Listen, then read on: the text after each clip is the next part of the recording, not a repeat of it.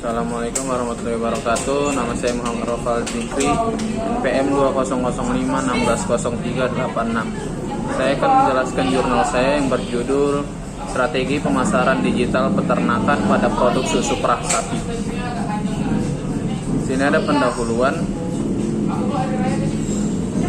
menyatakan bahwa salah satu keunggulan pemasaran digital adalah biaya yang digunakan jauh lebih rendah daripada pemasaran konvensional.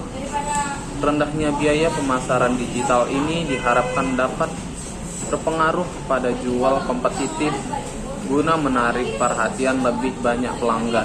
Selain itu, pemasaran digital memanfaatkan teknologi internet yang membuat nyaman konsumen. Dilihat dari segi kemudahan akses dan kepraktisannya, pelanggan bisa membeli produk kapan dan dimanapun cukup memakai teknologi seperti HP. Transaksi pembayaran juga semakin mudah dengan memanfaatkan fasilitas mobile banking, Shopee Pay, electronic money, dan lain-lain. Pemasaran dengan internet memperluas jangkauan pasar serta menghemat biaya. Kegiatan pemasaran produk dapat digunakan sebagai wujud meningkatkan hubungan yang baik di antara perusahaan dan konsumen. Perusahaan lain yang memiliki anggaran khusus untuk periklanan digital dapat memanfaatkan advertising tools seperti Google AdSense, Facebook, Instagram, YouTube, Twitter, dan lain-lain.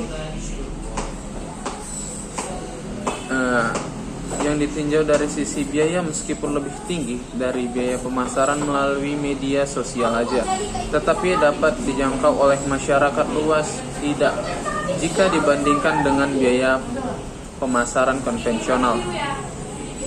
Harga yang tidak kompetitif dapat mempengaruhi keputusan pembelian konsumen, yang secara kolektif berdampak pada volume penjualan. Ada metode penelitian. Penelitian ini adalah penelitian kualitatif dengan studi kasus. Data yang dipakai adalah penelitian primer berupa wawancara, hasil dan pembahasan. Adalah usaha dagang yang bergerak dalam pengolahan dan perdagangan produk susu perah sapi.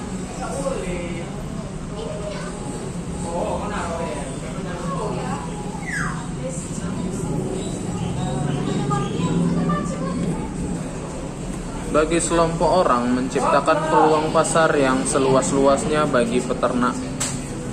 Jadi, sentra informasi di bidang peternakan. Pantau harga berdiri pada tahun 2015. Pantau harga punya maksud buat menolong pembeli mengamati harga produk pangan di daerah seputaran mereka dan berbelanja barang itu sama kualitas serta harga yang bersaing. Dari daftar marketplace tersebut, perusahaan memiliki engagement Agromarket dipilih dengan berbagai pertimbangan, diantaranya usia, ramah user, kelengkapan fitur, dan ketersediaan mobile application. Agromart merupakan pionir marketplace pertanian di Indonesia yang didirikan pada tahun 2019 dan masih bertahan hingga 2021 saat ini. Artinya Agromart memiliki track record dan kredibilitas yang baik.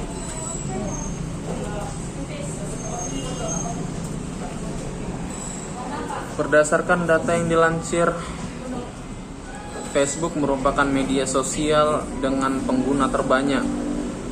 Menyatakan bahwa Facebook dapat digunakan untuk mengelola hubungan pelanggan. Facebook juga menyediakan fungsi informasi yang dapat perusahaan gunakan untuk menampung detail informasi produk. Facebook menyediakan fungsi informasi pemadaran melalui media sosial. Facebook lebih diminati oleh seluruh kalangan dikarenakan media sosial Facebook sudah mencukup data-data pribadi, alamat perusahaan, hobi ownernya, dan lain-lain. Segmentasi pasar lebih fokus dengan sosial media. Segmentasi pemasarannya lebih luas dikarenakan segmentasi pemasaran dari seluruh Indonesia maupun luar negeri dapat mengakses media sosial. Kemudahan akses, siapapun dapat mengakses media sosial Facebook kapanpun dan dimanapun ketika terhubung dalam jaringan internet dengan menggunakan HP atau handphone. Memudahkan komunikasi, fitur komunikasi yang disediakan oleh Facebook adalah message atau pesan, chat, dan sebagainya. Zero time Facebook secara langsung dapat menyampaikan umpan balik atau feedback atas komoditas mengenai saran dan kritik. Konektivitas tinggi sebagai sarana berhubung dalam alam bisnis, muka bisnis tetap dijaga dengan baik selamanya. Low budget high impact Facebook merupakan salah satu media bisnis gratis sehingga akan dapat menurunkan biaya yang tidak perlu. New Wave Marketing mengatakan bahwa kini dunia pemasaran telah beralih dan menuju masa New Wave Marketing, yang mana Facebook adalah satu di antara pemicu utamanya.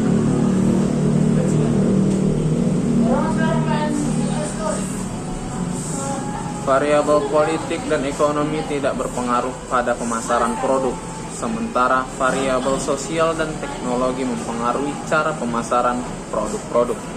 Dengan semakin berkembangnya teknologi, kehidupan sosial mengalami pergeseran gaya hidup. Semua orang memiliki handphone dan akses terhadap internet. Hal ini membuat perubahan pola belanja online. Dalam hal apapun itu, mobilitas tinggi dan penawaran yang menarik juga mendukung seseorang untuk memilih berbelanja online. Tujuan perusahaan dalam kacamata pemasaran jangka pendek adalah penjualan. Sementara tujuan jangka panjang yang ingin diraih dalam kepuasan adalah kepuasan pelanggan dan loyalitas pelanggan. Strategi berdasarkan analisis situasi yang dilakukan dengan mempertimbangkan tujuan perusahaan, maka perusahaan akan melaksanakan blended marketing system, yakni dengan pemasaran online dan offline. Pemasaran offline dilakukan dengan metode yang telah dilaksanakan sebelumnya. Ada kesimpulan dan saran. Offline yang dilakukan perusahaan telah memiliki ratusan pelanggan dan loyal, sehingga strategi pemasaran yang dilakukan adalah dengan mengkombinasikan pemasaran online dan offline. Dalam pemasaran digital, perusahaan itu dapat menggunakan media sosial seperti Facebook, Instagram, Twitter, dan lain-lain, yang hanya difokuskan untuk memberi informasi yang lengkap terkait produk dan promosi yang masif untuk mendorong transaksi penjualan. Sementara media sosial Facebook lebih difokuskan untuk membangun relasi dengan pelanggan dan kedekatan personal guna meningkatkan penjualannya. Ada saran yang dibagikan buat penelitian selanjutnya adalah dengan memakai lebih banyak alat analisis.